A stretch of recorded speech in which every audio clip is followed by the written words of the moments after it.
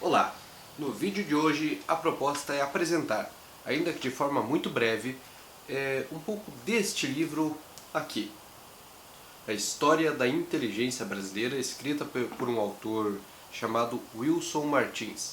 Ele que viveu durante muito tempo de sua vida nos Estados Unidos, ele era professor lá na Universidade de Nova York, mas nunca deixou de escrever para os jornais brasileiros.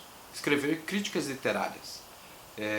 Ele é um dos autores que demonstrou ao longo de sua carreira ter maior conhecimento sobre a literatura brasileira e ele consuma esse conhecimento dele, ou seja, ele demonstra a partir da compilação e da análise de todos os escritos publicados no Brasil, desde 1550 até o período em que as técnicas de impressão e o abrandamento da censura no Brasil proporcionaram o aumento do volume de publicações, ele demonstra conhecimento de tudo que havia sido produzido no país e publicado, pelo menos de maneira oficial, até aquele momento.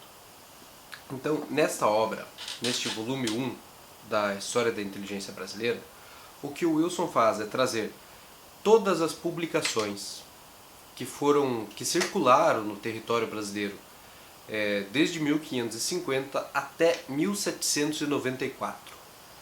E apenas por essa informação já dá para pensar que a obra é de um esforço hercúleo, porque compilar todos esses trabalhos, apesar de que existe todo o auxílio das bibliotecas, da Biblioteca Nacional, que tem um sistema de arquivo muito bem desenvolvido, é um trabalho muito grande você compilar e fazer a análise, ou seja, você trazer para o leitor um texto já polido, com todas as referências necessárias para que ele se torne inteligível. Então, o trabalho do Wilson ele se demonstra de uma forma muito meticulosa, porque ele primeiro recuperou esses artigos, esses livros publicados no Brasil, e na sequência ele os planificou, catalogou por ano e distribuiu em uma série de volumes. O vídeo de hoje é apenas sobre o volume 1, mas são 7, se não me engano, 5 ou 7 volumes da História da Inteligência Brasileira, o que nos traz uma impressão inicial sobre o autor de uma pessoa que tem um aguerrimento muito grande com o seu trabalho. Isso se demonstra também em outras áreas, porque ele era o chamado escritor militante, né, o articulista militante. Isso não tem nada a ver com a militância política, e sim com o sujeito a escrever todos os dias. Sabe, ele não falhava no seu processo de escrita e publicava praticamente sempre nos jornais brasileiros. Publicava no Estado de São Paulo, na Folha de São Paulo e também na finada Gazeta do Povo, aqui no estado do Paraná, publicada em Curitiba. Eu digo finada porque hoje não dá mais para dizer que a Gazeta do Povo é um jornal, infelizmente. Bom, e o trabalho do Wilson Martins nesta obra, ele é muito profícuo para que nós possamos compreender o Brasil a partir da mente, a partir do pensamento e das letras daqueles que conduziram a formação do país, ou seja, daqueles que dominaram o país e que promoveram os trilhos da política nacional desde seu início. E uma coisa muito marcada que o Wilson Martins traz neste texto é a influência católica na constituição da identidade brasileira, ou como ele chama, da inteligência brasileira. Isso fica muito claro porque os religiosos dominavam os círculos intelectuais daquele período. Nós estamos falando dos séculos XVI, XVII e XVIII aqui. Então fica muito marcado a força do clero, marcada aliás a força do clero, e a forma como ela se estabelecia na sociedade. E aí nós vamos ver esse domínio se avançando por todas as áreas, não apenas na filosofia, que é uma área de interesse específico da Igreja Católica, tanto para a formação de seus sacerdotes. Filosofia essa que era muito controlada, como o autor expõe, controlada no sentido sensório mesmo, de impedir que algumas obras fossem lidas, fossem acessadas até, ou até mesmo que elas existissem em território nacional.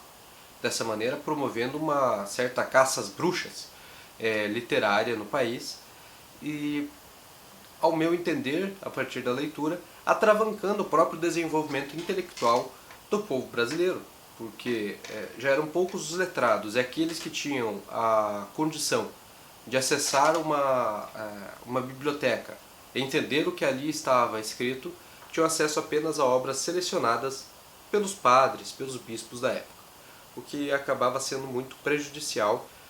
Bom, mas, como eu disse, não ficava só nessa seara da filosofia. A literatura também deveria ser toda voltada àquilo que defendia a igreja, aos ideais clericais. Mas, por outro lado, a biologia, a medicina e os estudos gerais das ciências naturais, da geologia também, eram compreendidos a partir dos dogmas religiosos. Então, a filosofia a gente até entende, mas aí quando você começa a observar a natureza e fazer uma pseudociência sobre ela, com base naquilo que a religião prega, nós acabamos percebendo que havia ali alguns problemas gritantes, como a descrição de animais com base naquilo que seria um preceito do paraíso, ou então com base naquilo que seria um castigo divino. Bom, não vou entrar em detalhes sobre essas descrições, porque senão esse vídeo não termina nunca. O livro tem mais de 600 páginas. Boa parte delas com descrições sobre literatura, porque é o foco. Né? O Wilson Martins ele traz esse foco de pegar a literatura que era produzida naquele período e descrever, falar sobre a poesia, sobre a música, sobre o teatro, sobre os romances publicados no país naquele período, o que é um caminho muito inteligente, muito produtivo para se compreender, como eu anunciei no início deste vídeo, como pensavam aqueles homens, porque eram homens, sempre homens, que escreviam sobre o Brasil, escreviam no Brasil, né, especificamente, porque eram publicações que circulavam aqui de brasileiros, e como eles viam o desenvolvimento daquela sociedade que então era nascente e de que maneira eles influenciaram os rumos da política naquele período.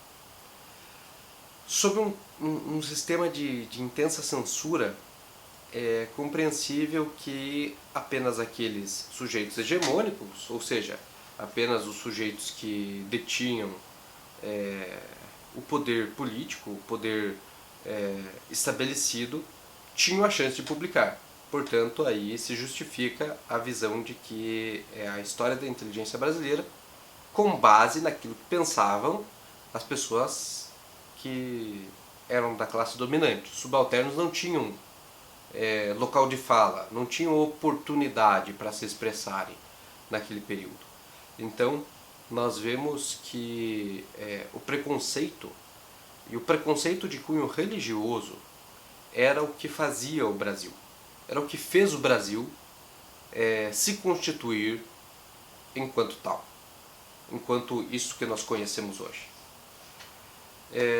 Então, sempre que ideias contrárias aparecem, elas acabam sendo combatidas. E esta ideia de combater ideias contrárias está presente no cerne da sociedade brasileira desde sua formação. Ou seja, o Brasil se forma de maneira autoritária, a partir de um autoritarismo conservador. E esse autoritarismo conservador persiste no Brasil desde então. E se manifesta hoje das mais diversas maneiras. Hoje ele se manifesta claramente a partir do poder do dinheiro daqueles que têm condições de calar os adversários, ou então a partir das gritarias que se fazem nas ruas ou no próprio Twitter, em outras redes sociais, no Facebook, nos grupos de WhatsApp e do Telegram. Torna-se claro que o processo histórico brasileiro ele foi constituído com base no silenciamento dos grupos subalternos e na prevalência que fingia a erudição daqueles que eram os detentores do poder. Mas é claro, o trabalho do Wilson não desmerece nenhum trabalho, né? Essa observação quem faço sou eu, e é lógico, eu dou o braço a torcer porque muitas das coisas ali que são trabalhadas e que foram escritas no Brasil daquele período são de fato muito interessantes e trazem a demonstração de que aqui se produzia, nós tínhamos já desde os primórdios do Brasil poetas, tínhamos grandes escritores e pessoas que de fato conseguiam exprimir arte a partir mesmo naquele ambiente sensório, mesmo com todas os impedimentos de ordem moral e de ordem legal para se produzir conteúdos de forma livre, para deixar que a imaginação flua, ainda assim produziam bons conteúdos. E aí, se você tem interesse de conhecer quais eram as produções literárias em seu sentido estrutural, como elas eram produzidas, quais eram as dinâmicas internas daqueles trabalhos, a leitura do texto do Wilson Martins é muito interessante, porque aí você vai estar em contato com o trabalho de um verdadeiro e grande crítico literário aplicado à própria história do Brasil. E é claro, sobre outro prisma, que é o que mais me interessa, você conhece muito sobre a história da sociedade brasileira, sobre a história da política brasileira, a partir desse trabalho que observa as obras literárias do país. Se você chegou até aqui, eu deixo o meu muito obrigado e acesse os outros vídeos do canal. Por enquanto são poucos, os vídeos anteriores, mas com o tempo vamos produzindo mais e trazendo um conteúdo diferente do que você encontra geralmente no YouTube, até porque a proposta do canal não é fazer vídeos famosinhos, não é fazer grandes brincadeiras, pirotecnia, é sim trazer uma discussão sobre livros que estão fora do circuito tradicional, que não são muito debatidos, que não são livros pop do momento. Até a próxima!